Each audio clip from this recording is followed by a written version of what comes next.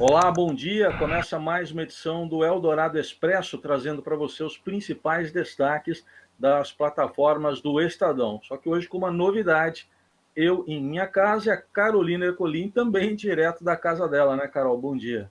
Bom dia, Heisen. Bom dia a todos. Pois é, hoje a gente está em esquema de home office, então Heisen Abac da casa dele, eu por aqui e os super-heróis dos meus filhos. De qualquer forma, a gente continua trazendo as informações para vocês, especialmente em relação à área econômica. É isso aí. Para começar, o presidente Jair Bolsonaro, hoje, nessa crise envolvendo a pandemia de coronavírus, anunciou que pretende ter uma videoconferência nesta segunda-feira com governadores do norte e do nordeste do país. E amanhã, com governadores do sul, sudeste e centro-oeste. Essa iniciativa vem um dia depois de o próprio presidente Bolsonaro, numa entrevista à TV Record, ter dito que os governadores são exterminadores de empregos, em razão de medidas que estão sendo tomadas, como o fechamento do comércio e também decretação de quarentena. Ele chegou a chamar o governador de São Paulo, João Dória, de lunático. O governador do Pará, Helder Barbalho, disse que não vai esperar atitudes do governo federal, não pode ficar esperando e tem que agir por conta própria para preservar a população do estado dele. E o fato é que todo esse embate envolvendo o presidente Bolsonaro e também os governadores reflete em pesquisas, duas divulgadas hoje, uma do Datafolha, outra do Ibope. No caso da pesquisa do Ibope, feita por encomenda do Estadão e da Associação Comercial de São Paulo, 48% dos moradores da cidade de São Paulo dizem reprovar o governo Bolsonaro. Os detalhes estão lá no portal e hashtags já começam a circular. Uma delas, no Twitter, diz Bolsonaro genocida. E vamos aos números, porque afinal de contas já são 25 mortes contabilizadas pelo Ministério da Saúde, 22 aqui no Brasil, né? Especialmente no estado de São Paulo. O número de mortes, aliás, teve um salto de 40% em relação a sábado. Preocupa bastante as autoridades por conta disso. Na Europa, a situação chama a atenção a da Espanha, porque já subiu, passou de 2.000 mortes registradas pelo Ministério da Saúde e autoridades. São 462 casos de mortes nas últimas 24 horas, um registro bastante alto. Mais de 33 mil pessoas foram infectadas pelo coronavírus. É uma situação que ainda assim não é tão ruim quanto a da Itália, que tem quase o dobro de casos confirmados. O Congresso Nacional articula o que já vem sendo chamado de um orçamento de guerra para enfrentar a pandemia do coronavírus, é o que informa neste momento reportagem de capa do Estadão, do portal estadão.com.br. São lideranças de vários partidos que estão articulando uma PEC, proposta de emenda à Constituição, prevendo aí um investimento ou a destinação de recursos da ordem de 500 bilhões de reais. Esses líderes dizem que as medidas até agora anunciadas pelo governo, que totalizam 185 bilhões de reais, seriam insuficientes.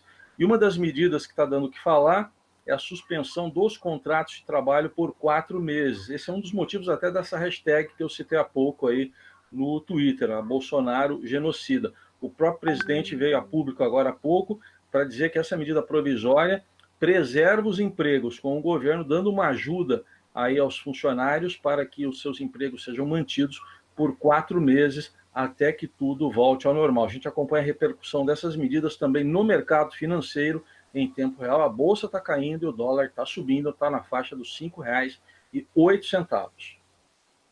E começou hoje a campanha nacional de vacinação contra a gripe, que, no final das contas, acaba protegendo as pessoas com relação especialmente a H1N1, mas ajuda na identificação dos casos de coronavírus que a gente ainda vai ter nos próximos meses. Aqui em São Paulo, a gente observa filas e como essa primeira fase engloba especialmente os idosos e profissionais da saúde, foi feita uma demarcação.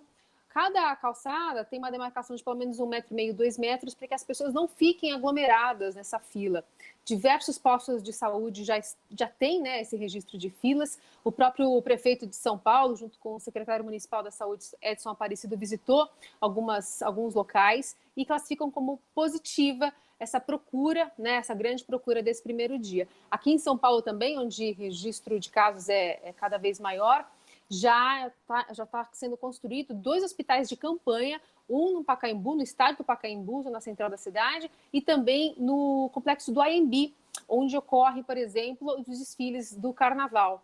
Ali naquele complexo foi separado também um hotel que tem lá atrás, o Holiday Inn, para tirar, na verdade, aqueles leitos que estão sendo ocupados dentro dos hospitais da cidade e liberar esses leitos, colocando essas pessoas dentro de 400 quartos.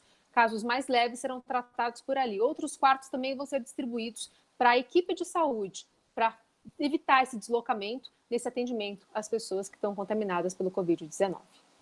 No esporte, aumenta a pressão sobre o Comitê Olímpico Internacional em relação aos Jogos Olímpicos, que, por enquanto, estão mantidos para Tóquio, com abertura prevista para 24 de julho. Mas uma novidade é que agora o COI, que até então vinha dizendo que não havia possibilidade de adiar a Olimpíada, agora diz que vai tomar uma decisão dentro de 4 semanas. Uma das pressões vem do Canadá. O Comitê Olímpico do país já anunciou que atletas canadenses não vão aos Jogos Olímpicos de Tóquio. A gente acompanha toda essa repercussão também.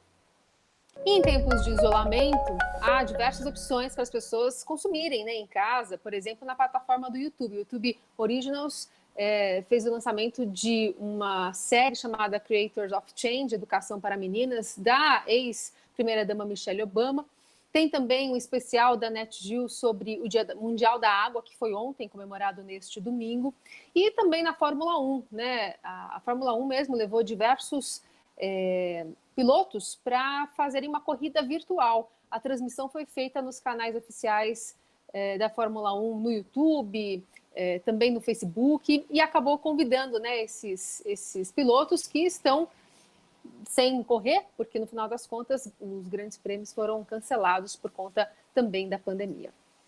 Estes outros assuntos se acompanha nesta segunda nas plataformas do Estadão, registrando uma novidade, programa, né, gravado e transmitido das nossas casas, da Carolina Colim, da minha casa e do Cláudio da Luz, o nosso técnico, produtor e operador, levando para você esse trabalho todo, né, Carol? Boa semana para todo mundo. Boa semana, até amanhã.